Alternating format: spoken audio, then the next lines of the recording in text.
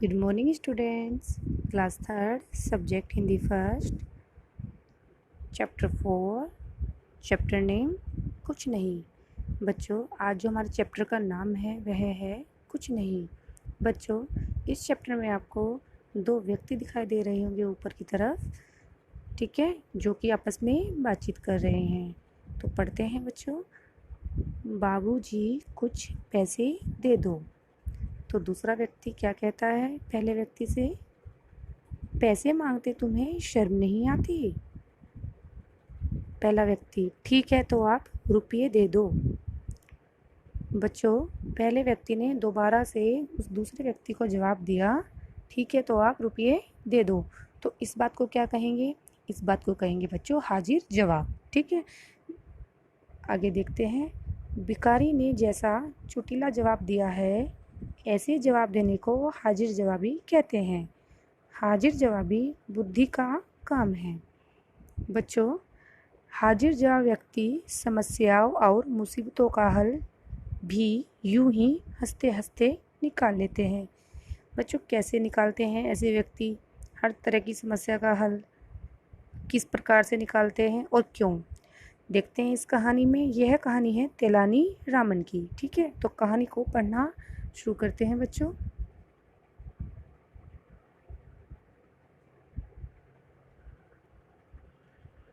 विजयनगर के राजा कृष्णदेव के दरबार में तेनालीरामन सम्राट के बहुत निकट माने जाते थे।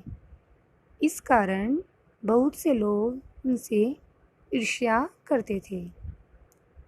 ऐसा ही एक ईर्ष्यालु था रघु फल वाला। वह फलों का व्यापार करता था और बाजार में उसकी बड़ी सी दुकान थी। बच्चों, एक ऐसा व्यक्ति था जो तेनालीरामन से ईर्ष्या करता था, ठीक है। वह हर तरह से उससे मतलब दुष्व्यवहार करता था और जलता भी था। कहने का मतलब है ईर्ष्या करता था, ईर्ष्यालु था, ठीक है। वह क्या काम करता था? वह फलों का व्यापार करता था। आगे पढ़ते हैं। एक बार रघु ने तेनालीरामन को एक षड्यंत्र में फंसाने की योजना बनाई।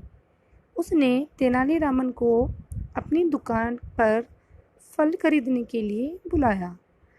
तेनालीरामन ने रघु से फलों के दाम पूछे।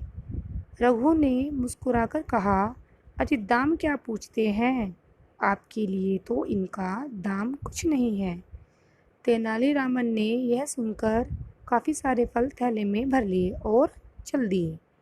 तभी रघु ने उन्हें रोका और कहा, तेनाली जी, मेरे फलों के दाम तो देते जाइए। नेक्स्ट पेज पर देखते हैं बच्चों।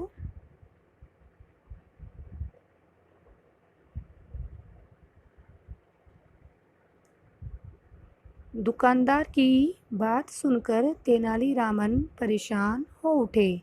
वे बोले, भाई, अभी तो तुमने कहा कि फलों के दाम कुछ नहीं है, अब क्यों अपनी बात से पलट रहे हो? रघु बोला, श्रीमान, मेरे फल मुफ्त के नहीं हैं।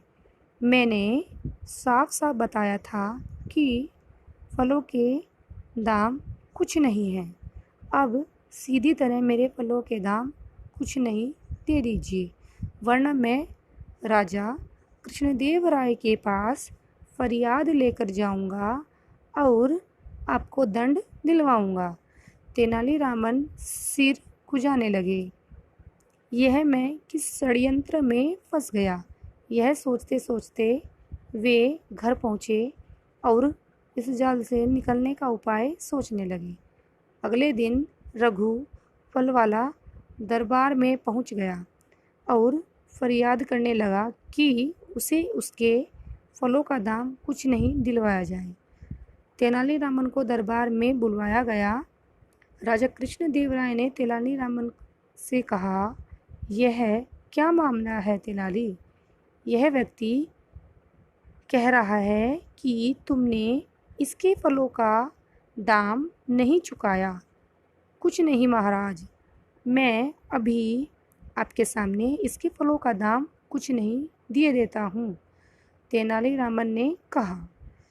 तेनालीरामन एक रत्न जड़ित संदूकची दरबार में लेकर आए। संदूकची देखते ही रघु की आंखें चौंधिया गई। उसने अनुमान लगाया कि अवश्य ही इस संदूकची में बहुमूल्य हीरे जवाहरात होंगे।